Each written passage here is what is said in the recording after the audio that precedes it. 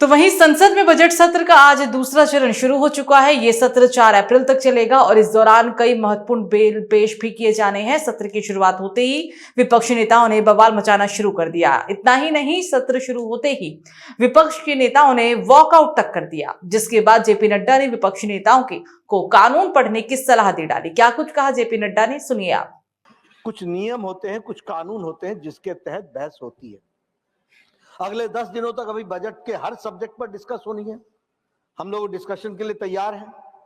उसमें सबको बहुत मौका मिलने वाला है। इनकी समय संख्या के साथ जितना भी मौका मिलेगा इनको मिलेगा।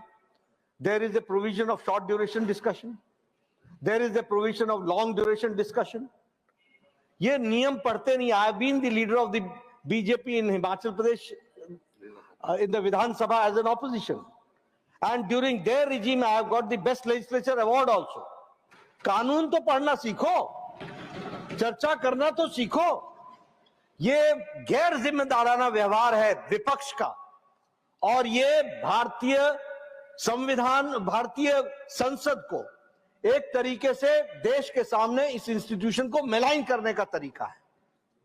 मैं चाहूंगा इंक्लूडिंग लीडर ऑफ ऑपोजिशन, इनका एक रिफ्रेशर कोर्स कराया जाए। They should go for a refresher course. They should understand the rules and the regulations, and they should come, and the government is ready to discuss anything. कोई भी बात कहेंगे उसको हम डिस्कस करने के लिए तैयार हैं। इसलिए मैं इनके वॉकआउट को घोर निंदा और गैर जिम्मेदाराना व्यवहार मानता हूं, और आगे इनको सुबुद्धि मिले ऐसी मैं ईश्वर से प्रार्थना करता हूं।